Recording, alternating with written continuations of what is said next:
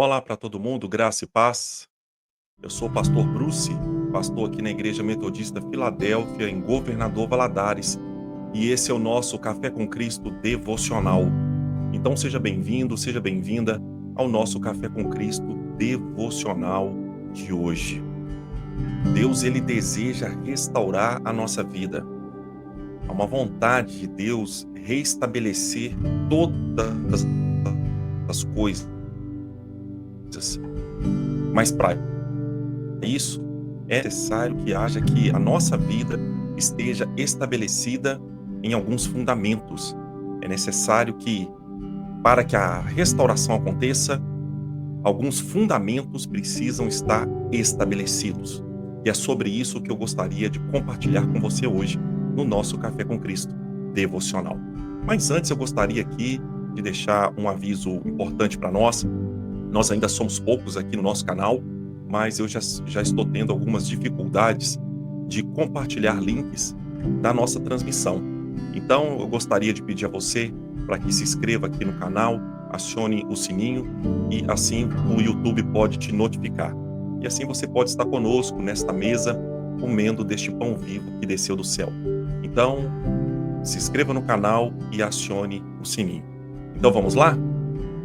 Gostaria aqui de ler um texto que se encontra em Salmos, capítulo de número 126.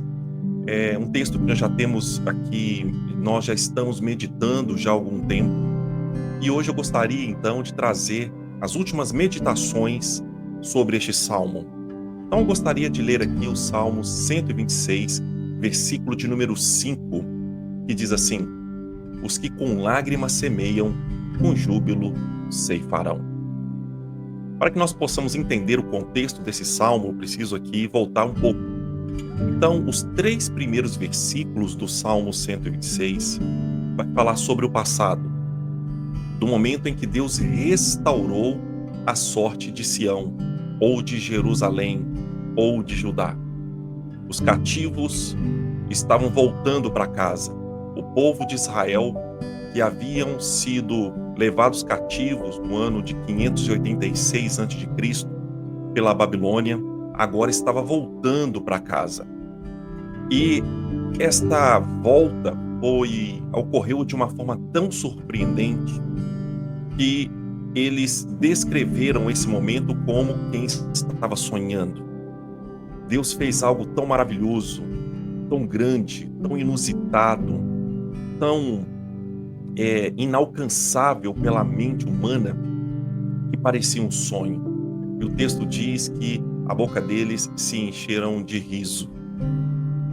E aí, então, eles estavam voltando para casa após esse tempo de libertação. E é isso que Deus faz. Deus tem poder para nos libertar, Deus tem poder para restabelecer todas as coisas. Os planos de Deus não podem ser frustrados.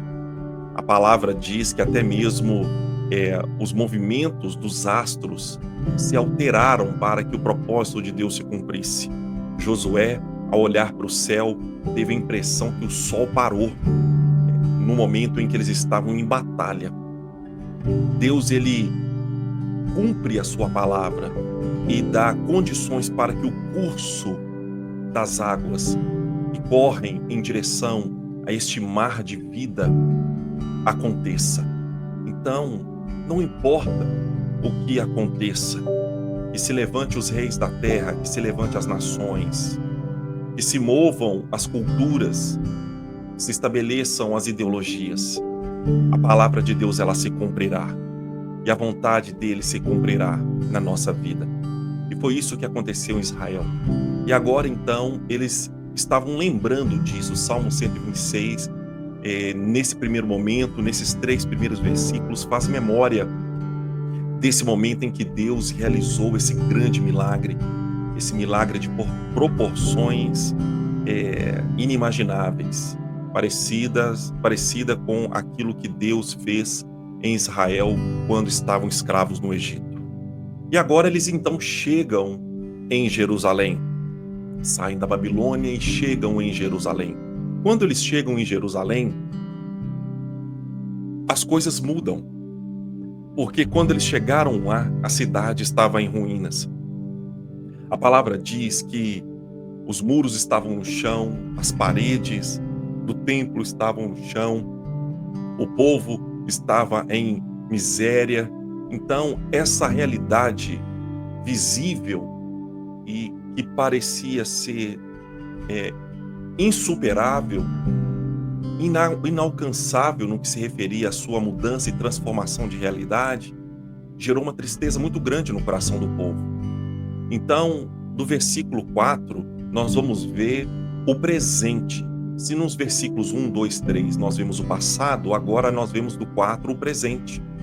Então, o salmista diz: restaura a nossa sorte como as torrentes do Negueb. Então, ele estava orando para o presente. Deus não é Deus só do passado, Deus é Deus do presente, ele faz agora, nesse momento. Então, o salmista aqui, ele vai usar a imagem desta região conhecida por ele, o Negueb, para trazer a Deus, nesta oração, a imagem daquilo que ele buscava, daquilo que ele desejava. Ele desejava restauração para si e restauração para Israel. Então, essa é a vontade de Deus para nós. Deus deseja nos restaurar. Deus deseja colocar em ordem todas as coisas. Deus deseja restabelecer todas as coisas. Então aqui a palavra restaurar vai nos dar essa ideia de trazer de volta aquilo que é original. Então eles estavam orando e clamando a Deus por isso. E essa é a atitude do crente.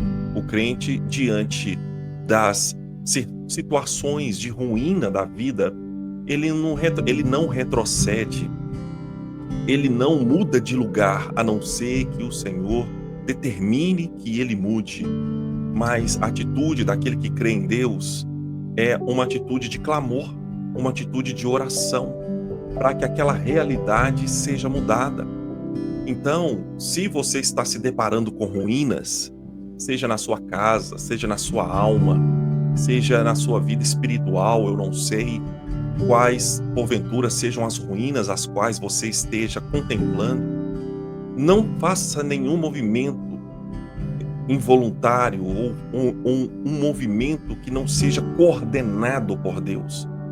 Mas ore, clame, faça como o povo de Israel naquele momento, porque eles oraram baseados no entendimento de que o Deus que os tirou do cativeiro da Babilônia era o mesmo que poderia também restaurar a cidade, restaurar a vida deles.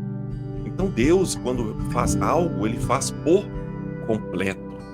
Deus não é aquele construtor que deixa as coisas pela metade.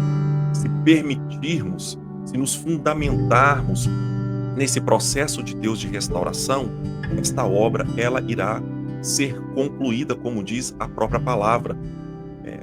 Paulo vai dizer aos Filipenses, né? Eu estou bem certo que aquele que começou a boa obra em sua vida vai concluir. Então Deus, ele conclui aquilo que começa. Então, que nesse dia, o nosso coração esteja voltado para esse entendimento de que Deus está realizando uma obra de restauração em nós e ele deseja concluir. Mas para isso, nós precisamos nos fundamentar nos princípios da restauração. Nós precisamos responder à vontade de Deus de nos restaurar. Qual é a resposta que vamos dar a Deus hoje no que se refere a essa obra de restauração que Ele deseja realizar em nós? Então é necessário que eu e você venhamos hoje a dar a Deus uma resposta, nos fundamentar para que Ele possa ter toda a liberdade de operar em nós para nos restaurar. Então eu gostaria nessa manhã de deixar essa palavra devocional aqui para você e para nós, de que Deus, Ele está operando em um plano, Deus está operando em um propósito de vida intencional para cada um de nós.